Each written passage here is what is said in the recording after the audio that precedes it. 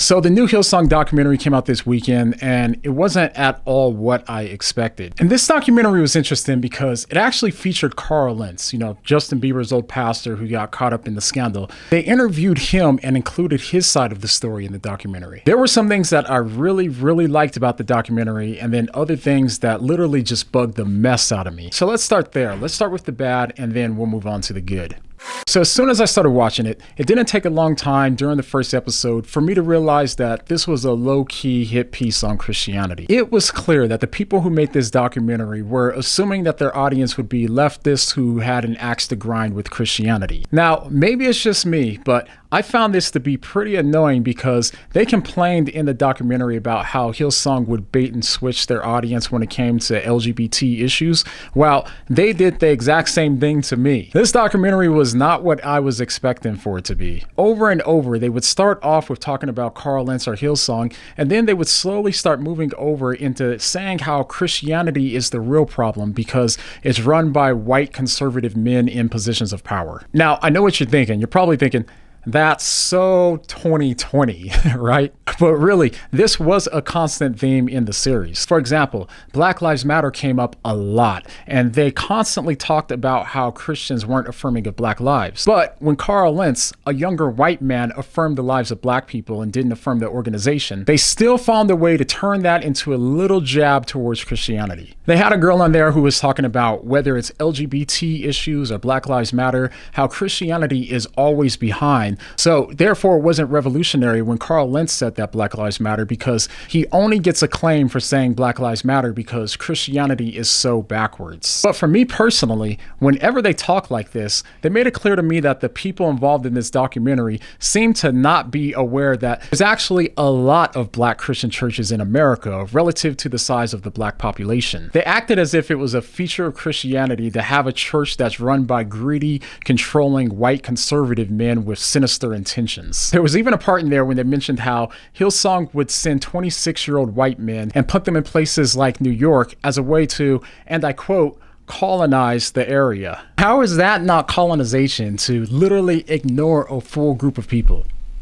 Another thing that annoyed me was that they talked about how the church would say, come as you are, and then later they would expect for you to eventually change, as if that's not a normal thing. That's not just true for churches. That's the same thing when you go to counseling or any other area where the goal is for you to grow personally in your life. And lastly, one of the more manipulative aspects of this documentary, in my opinion, was how they talked about spiritual abuse and acted like it was a systemic issue in Christianity. Now, don't get me wrong, because I've covered spiritual abuse in other videos, and if anyone finds it sickening and repulsive, it's me. And so I agree, spiritual abuse can occur in churches, but the way they went about it just wasn't it. As they started talking about spiritual abuse, they started playing an out of context clip of Carl Lentz preaching where he was talking about how shepherds would sometimes use a shepherd staff to hurt and even sometimes break the legs of the lambs that were wandering away. Lentz went on to talk about how the lamb would remember their hurt leg the next time that they thought about wandering off, and so they stayed put. And so they play this clip,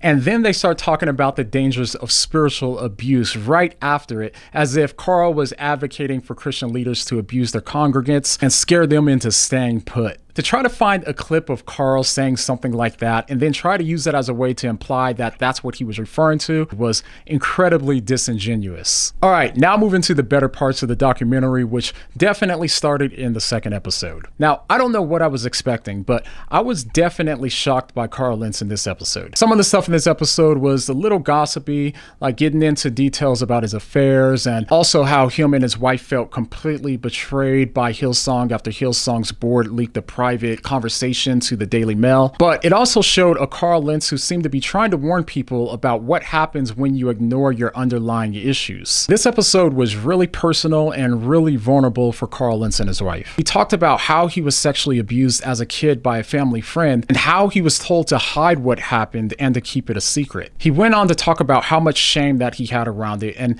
how after keeping that secret, he started to grow a habit of keeping other secrets from his family and his friends. secrets. Now, even though he could have been talking about this as a way to talk about the underlying themes that led him to his habit of keeping secrets, he still continuously made it clear that he was entirely responsible for his actions and that it was his fault for not dealing with these issues earlier. He talked about other issues that he didn't get help for, like, for example, lust, and how getting married in his early years, he thought that that would help to fix his lust issues and wanting other women. He also warned about the dangers of having issues with sin and how getting power and influence can really exacerbate those issues if you don't attack them head on. But another part that really stuck out to me was when he talked about how things changed for him after getting caught in his affair. He mentioned how because he kept so many lies and he wasn't honest, some people concluded that that must mean that what he preached about Christ couldn't be true either. And this is one of the many unfortunate parts about this entire situation. Now, I've never watched any of his sermons, and I've only really seen him on Logan Paul's podcast, but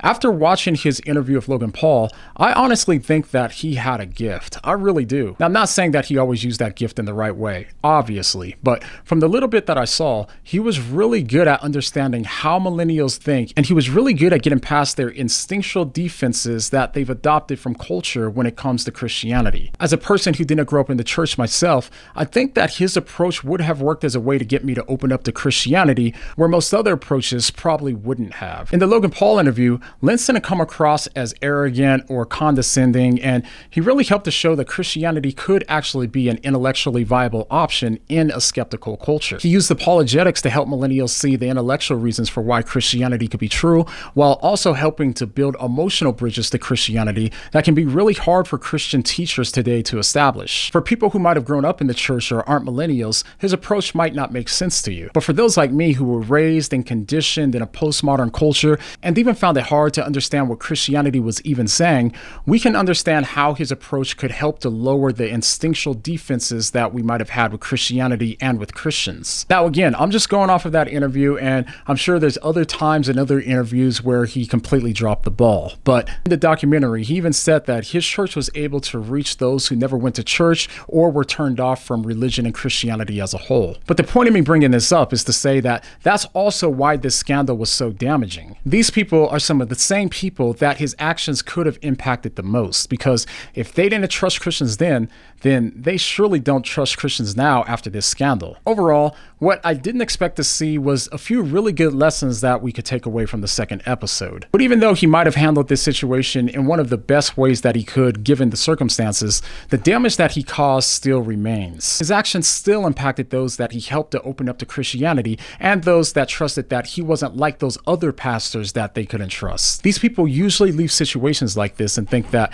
if Christianity were true, why would God allow these sorts of things to happen? And if that's you, then go ahead and click on this video to hear my thoughts on that. If you've seen the documentary, go ahead and let me know your thoughts on it down below. And if you decide not to, I really hope you don't mind me asking, but what do you mean?